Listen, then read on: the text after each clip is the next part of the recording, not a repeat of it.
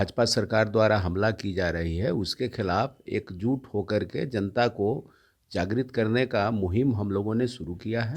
उन सारे स्वायत्त संस्थान को चौपट करने में लगी हुई है सरकार। तब लोकतंत्र बचेगा क्या? लोकतंत्र तो बचना नहीं है, लोकतंत्र बचाना आज की तारीख में बहुत ज़रूरी है।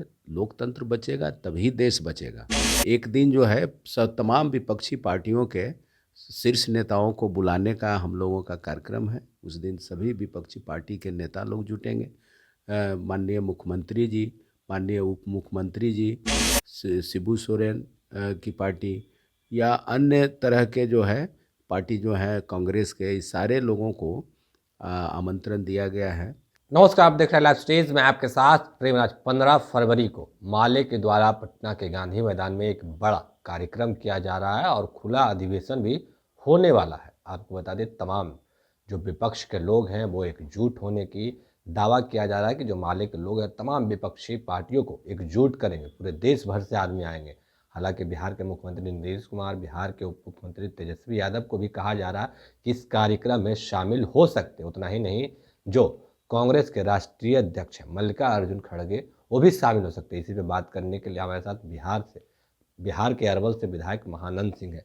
क्या कुछ कार्यक्रम में होने जा रहा है 15 फरवरी को? 15 फरवरी से 20 फरवरी तक पार्टी का महाधिवेशन है और पहला दिन खुला सत्र के रूप में रैली है, लोकतंत्र बचाओ देश बचाओ रैली। अभी लोकतंत्र पर जिस तरह से हमला है, भाजपा सरकार द्वारा हमला की जा रही है, उसके खिलाफ एकजुट होकर के जनता को जागृत करने का मुहिम हम लोगों ने शुरू किया है कि ये फांसीवादी सरकार है और ये सरकार पूरे देश पर हमला कर रही है, यहाँ के नागरिकों के अधिकारों पर हमला कर रही है, लोकतांत्रिक ढांचों को तहस नहस कर रही है सरकार। आप देख रहे हैं कि जो भी ये चाहे चुनाव आयोग हो, न्यायपालिका हो, ये सीबीआई हो, ईडी हो, कोई भी ये संस्थान है जो स्वायत्त संस्थान है, उन सारे स्वायत्त संस्थान को चौपट करने में लगी हुई है सरकार। तब लोकतंत्र बचेगा क्या? लोकतंत्र तो बचना नहीं है, लोकतंत्र बचाना आज की तारीख में बहुत ज़रूरी है। लोकतंत्र बचेगा तभी देश बचेगा।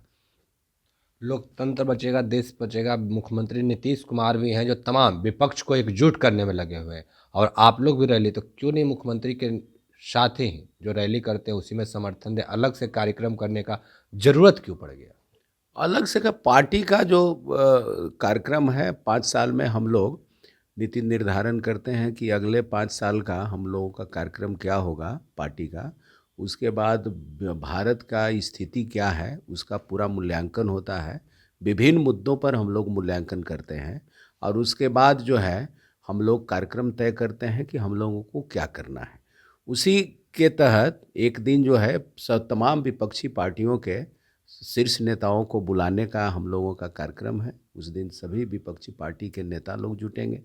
माननीय मुख्यमंत्री जी, माननीय उप मुख्यमंत्री जी, शिबू सोरेन की पार्टी या अन्य तरह के जो है पार्टी जो है कांग्रेस के, इस सारे लोगों को आमंत्रण दिया गया है।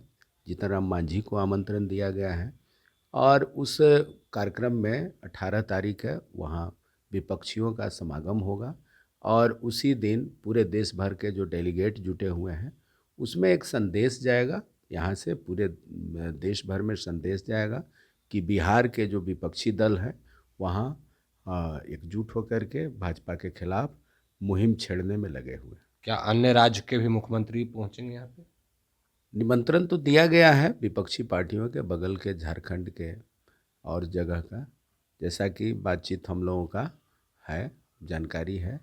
और इसमें आना ना आना तो उनकी मर्जी है, लेकिन हम लोग तो सभी लोगों को बुला रहे हैं। क्या लगता है माले का इस रैली के दौरान जो कार्यक्रम है उस दौरान विपक्ष को एकजुट कर पाएंगे? विपक्ष के साथ तो अभी एकजुट ही हैं, यहाँ सरकार चल रही है। नहीं, पूरे देश भर की बात कर रहे हैं। यहाँ तो बात हो रही है बिहार में है तो बिहार के सभी विपक्षी पार्टियों को बुलाया जा रहा है और ये कोशिश है, एकजुट होना चाहिए। नहीं होंगे एकजुट तो इसका तो कीमत चुकाना पड़ेगा। जो भाजपा जिस तरह से पूरे यहाँ लोकतंत्र पर हमला बोल दी है, फांसीवादी शासन को थोपे जा रही है, तो विपक्षियों को तो एकजुट होना ही पड़ेगा। न होने का तो कीमत चुकाना पड़ेगा। नहीं होने पर कीमत चुकाना होगा।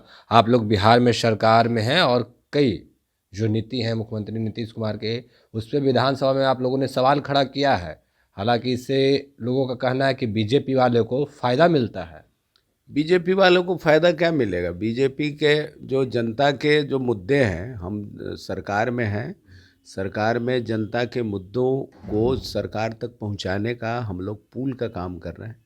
सरकार में है, जनता और सरकार के बीच का उस पुल का काम कर रहे हैं। तो हम तो जनता यदि खुश नहीं है, किसान खुश नहीं है, मजदूर खुश नहीं है, कर्मचारी खुश नहीं है, बेरोजगार लोग खुश नहीं हैं, तो हम लोग खुश रह कर के क्या करेंगे? हम तो जनता और के प्रतिनिधि हैं। इसीलिए हम लोग सरकार के बीच जा कर के वो जनता के मुद्दों को उठाते हैं।